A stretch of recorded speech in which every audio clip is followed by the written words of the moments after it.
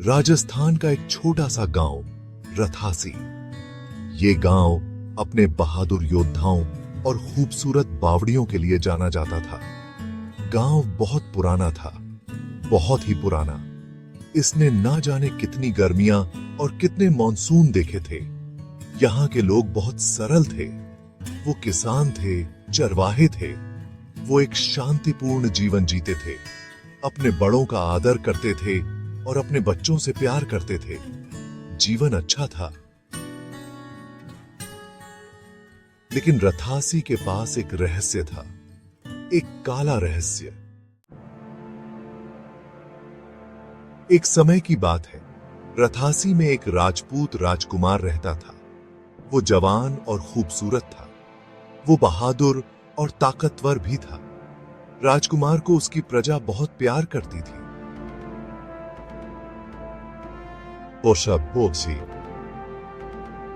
वो अपनी दयालुता और न्यायप्रियता के लिए जाना जाता था। एक दिन राजकुमार शिकार पर गया। वो अपने पसंदीदा घोड़े पर सवार था। उसके साथ उसके वफादार सैनिक भी थे। वे जंगल में बहुत अंदर तक चले गए। राजकुमार एक कुशल शिकारी था। उसने जल्द ही एक हिरण का शिकार कर लिया। एक खूबसूरत औरत प्रकट हुई। उसने सफेद कपड़े पहने थे। उसके लंबे घने बाल थे। रुक जाओ, तुमने मेरे बच्चे को मार डाला। राजकुमार हैरान रह गया। उसने इस औरत को पहले कभी नहीं देखा था। तुम कौन हो? मैं इस जंगल की आत्मा हूं। तुमने मेरे बच्चे, उस हिरण को मार डाला है। तुम अपने इस अपराध की सजा भुगतोगे। राजकुमार डर गया। उसने पहले कभी आत्माओं पर विश्वास नहीं किया था, लेकिन यह औरत शक्तिशाली थी। वो इसे महसूस कर सकता था। कृपया मुझे माफ कर दो, मुझे नहीं पता था। आत्मा हंसी। उसकी हंसी में एक अजीब सी गूंज थी जो पूरे जंगल में फैल गई।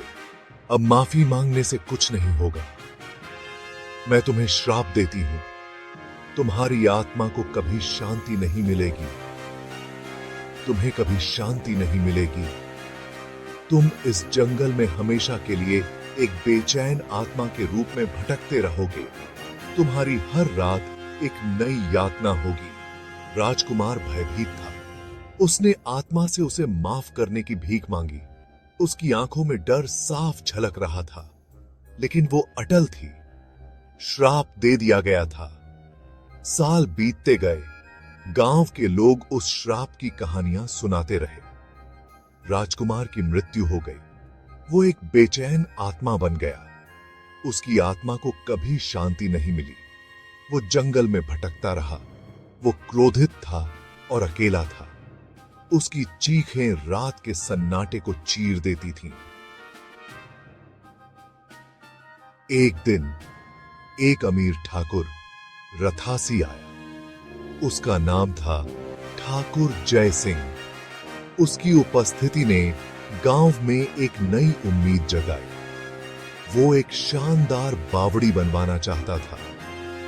उसकी योजना थी कि यह बावड़ी गांव के लोगों के लिए एक वरदान साबित होगी। वो चाहता था कि यह बावड़ी पूरे राजस्थान में सबसे बड़ी और सबसे खूबसूरत हो। उसकी महत्वाकांक्षा ने उसे प्रेरित किया। मैं एक ऐसी बावड़ी बनवाऊंगा जो रथासी और पूरे राजस्थान की शान होगी। यह बावड़ी हमारी संस्कृति और परंपरा का प्रतीक बनेगी।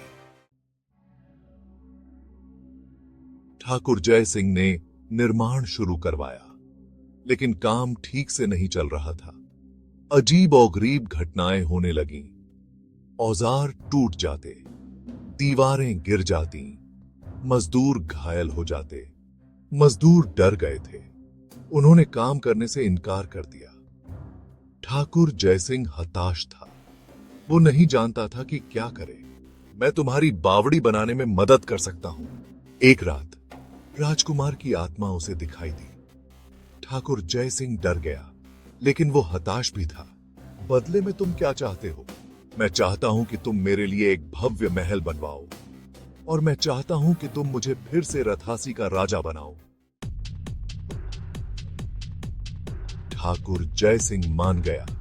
उसे इस चुनौती को स्वीकार करना पड़ा क्योंकि उसके पास और कोई विकल्प नहीं था। यह एक ऐसा समय था जब हर निर्णय का महत्व था। उसके पास और कोई चारा नहीं था। यह एक ऐसा क्षण था जब उसे अपने साहस और संकल्प को साबित करना था। इतना था, बहुत खूब। यह एक अद्वितीय अवसर था और सभी को इसे सफल बनाने के लिए एकजुट होना था। कल से काम शुरू कर दो। यह एक महत्वपूर्ण परियोजना थी और इसे समय पर पूरा करना अनिवार्य था।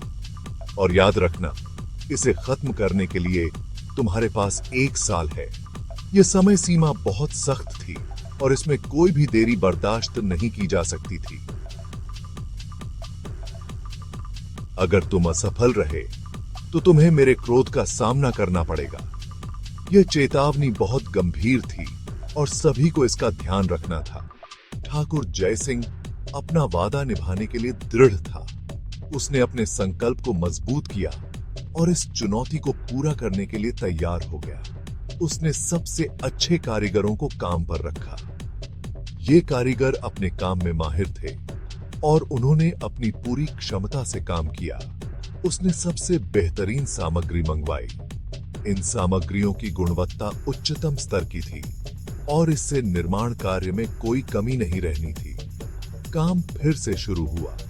सभी ने मिलकर इस परियोजना को सफल बनाने के लिए कड़ी मेहनत की। आत्मा ने अपनी बात रखी। यह एक महत्वपूर्ण संदेश था जिसे सभी ने गंभीरता से लिया।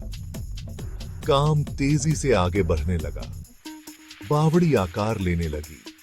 यह एक अद्वितीय संरचना बनने जा रही थी। यह बहुत ही शानदार थी।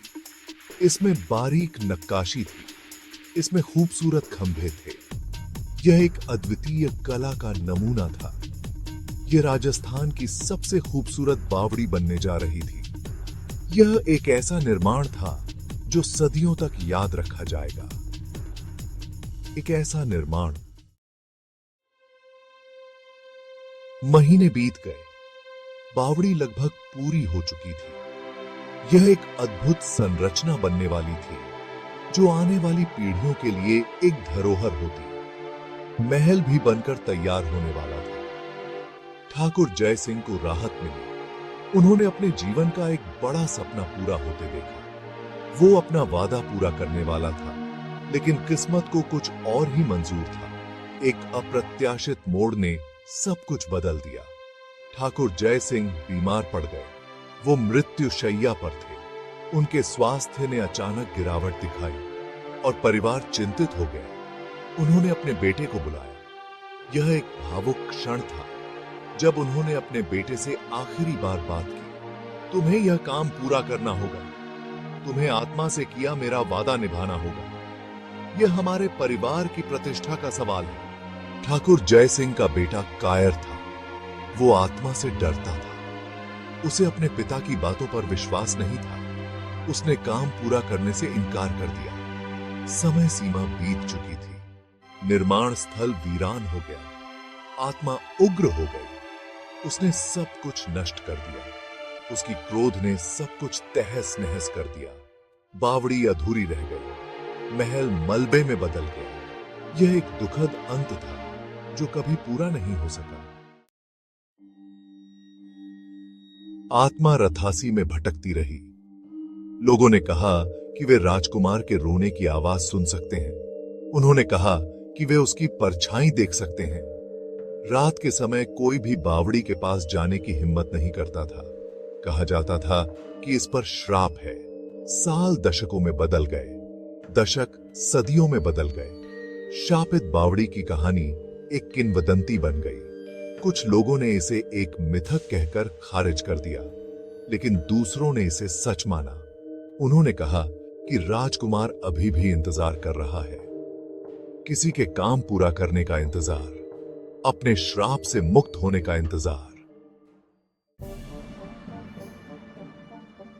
कई लोगों ने बावड़ी को पूरा करने की कोशिश की थी, लेकिन वे सभी असफल रहे। कुछ के साथ दुर्घटनाएं घटी, अन्य बस गायब हो गए। बावड़ी अधूरी रही। राजपूत राजकुमार के श्राप का प्रमाण। आज भी लोग रथासी आते हैं, वे शापित बावड़ी देखने आते हैं, वे राजपूत राजकुमार की कहानी सुनने आते हैं। कुछ लोग उपहास करने आते हैं, अन्य जवाब तलाशने आते हैं। लेकिन एक बात तो तय है, रथासी की प्रेतवाधित बावड़ी का रहस्य बना हुआ है। रथासी की कहानी एक याद दिलाती है, कि कुछ वादे तोड़ना ही बेहतर होता है और कुछ श्राप हमेशा के लिए बने रहते हैं। बावड़ी एक मूक प्रहरी की तरह खड़ी है।